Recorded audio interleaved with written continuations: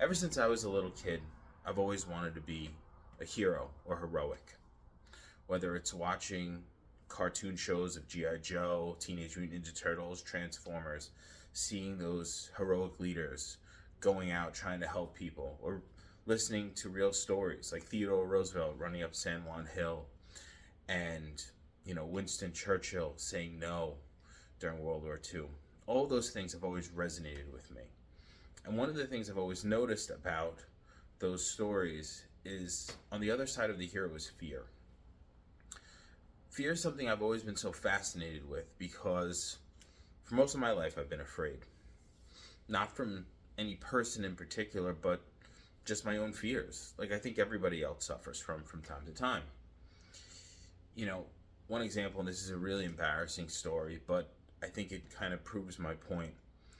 Growing up, when I was in middle school, I would go to a bus stop, and there was only two other girls at the bus stop, and for whatever reason, and I cannot tell you why to this day, I was afraid to stand there. Don't know if it was they think I'm silly, I couldn't tell you, but I was afraid to stand on their corner with them. It's something that still to this day at 38 I am embarrassed of because I was so fearful to just stand somewhere. They didn't do anything to me. I'm sure they were very nice people, but for whatever reason, I wouldn't stand there. And it got me thinking recently about fears that I had that I either would let control my actions, such as not going across the street just to wait at a bus stop, um, or risks I didn't take, or opportunities perhaps I didn't take because I was afraid. Because what happens if it went wrong? Which is kind of interesting. Instead of sitting there and saying, oh, what could go right? What could I do to put myself in the best position? I instead would think the negative. Well, what could go wrong? I don't want to do that. About 2.5 years ago, I took a risk with my job. I decided to switch it up and try a different area of the law. And while it didn't work out, and it certainly made me kind of question myself in a lot of ways, I now look back on it and say, I'm glad that I took that opportunity. I'm glad that I overcame that fear because by taking the action, by doing something, I learned a lot. I learned a lot about myself. I learned about how much stress I could take and what I couldn't take. And perhaps the foundations that I would need if I wanted to be successful, especially with any of those kind of things that are scary. Because let's be honest, all change is scary to some degree.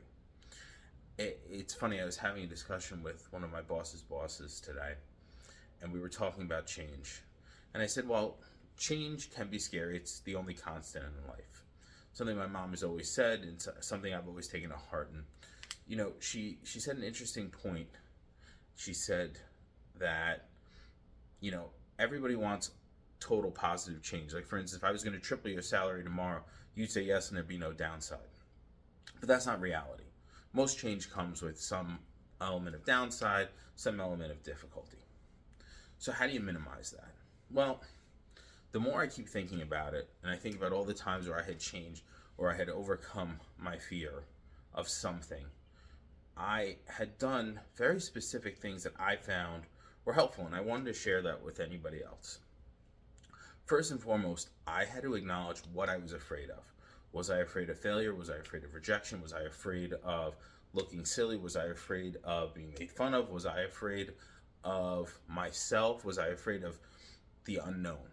You have to identify those fears and kind of know where you're going from with that.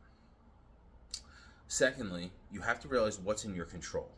So if you're afraid, say for instance, of a new job because you're not going to know what to do, well, perhaps you could read a book on it. Maybe you could take a class on it, speak to people who are in the field about it. You could volunteer, you participate. You do a lot of different things to prepare yourself for whatever situation you're going to be in. Thirdly, whenever you're in this situation, you can make sure that you're as organized as possible, that you're diligent, that you're doing whatever needs to be done.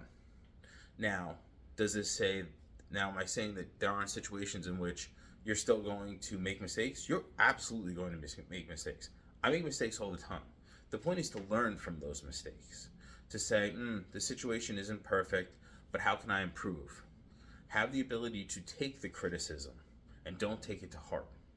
which is difficult because if you're the one doing the job or you're the one doing the task or the activity and somebody critiques it, you do take it personally because it's you. But what I've realized as I keep getting older and older is it's not necessarily you per se, it's your activity. And if you can divorce yourself from that, saying it's not me, it's the way that I did this, but I will come back and do it again.